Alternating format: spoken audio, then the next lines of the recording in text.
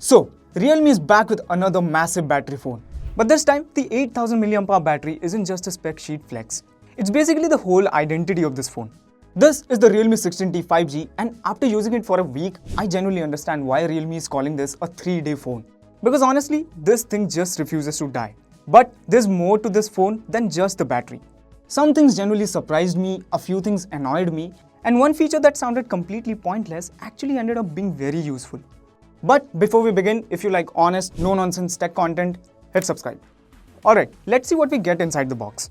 Inside the box, you get the usual paperwork, a basic clear case, SIM ejector tool, USB-A to USB-C cable, and thankfully a proper 45-watt charger in the box. For the price this phone is launching at, that's honestly a solid package. Now, this is the Starlight Black variant, and I actually like how this looks. It's clean, subtle, and has this reflective matte finish that catches light nicely without screaming for attention. There's also Starlight Red and Aurora Green if you want something louder. The camera model also has this aluminum alloy finish that makes the phone feel slightly more premium than I expected. But the biggest surprise the moment I picked this up, the weight. Whenever someone says 8000 mAh battery, your brain immediately expects a brick, like a power bank with Android installed on it.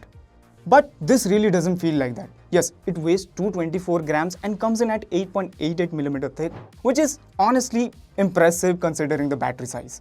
The flat frame also helps a lot with comfort. You pick this up expecting a chunky brick, but it generally feels way more manageable than you would think. Now, having used the phone for a week, let's start with the obvious highlight, the battery life. Because yeah, this thing is ridiculous. I genuinely stopped thinking about charging altogether.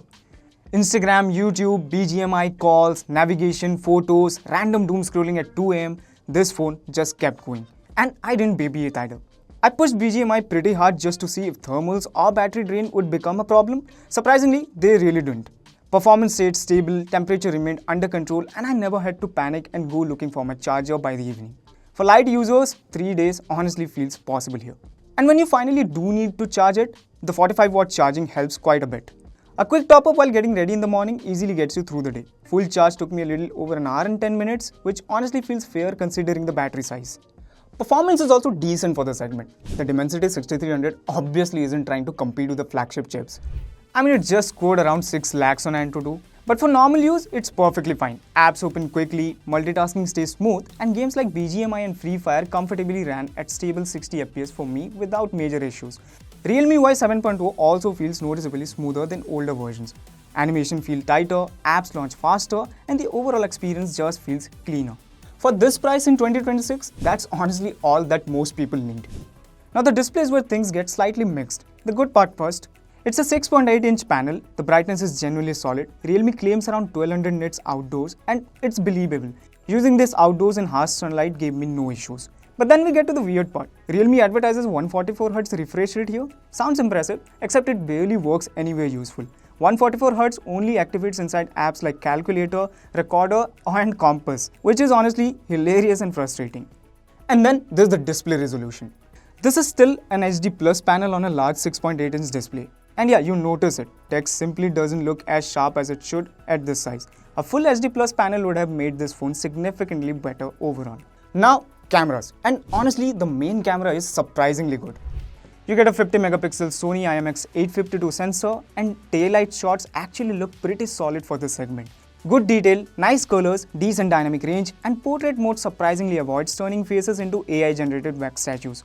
Low-light performance is also usable enough for casual social media shots. But the quirkiest feature here is this tiny rear selfie mirror next to the camera module. It looks gimmicky, but after using it, it's actually useful. Because you can properly frame yourself before taking rear camera selfies, which naturally end up looking way better than the front camera. Speaking of which, the 16-megapixel selfie camera is just okay, good enough in decent lighting, but nothing particularly memorable. And finally, durability. Realme has basically gone full tank mode here. You get IP66, IP68, IP69 and even IP69K ratings plus military grade standard 810H protection. Rain, splashes, dust, accidental drops, this thing feels like it will survive everything. So overall, the Realme 16T 5G absolutely nails the one thing it set out to do. Battery life here is genuinely insane, and thankfully the rest of the phone holds up too mostly. Performance is dependable for the price, the main camera is surprisingly capable, software feels smoother than before, and the durability is genuinely impressive. But yeah, the HD Plus display is disappointing, the 144Hz claim feels like marketing fluff, and the selfie camera could have been better. Still, if battery anxiety is something you are completely tired of dealing with, this phone makes a very strong case for itself. But yeah, let me know what you think of the Realme 16T. Thanks for watching and I'll see you in the next one.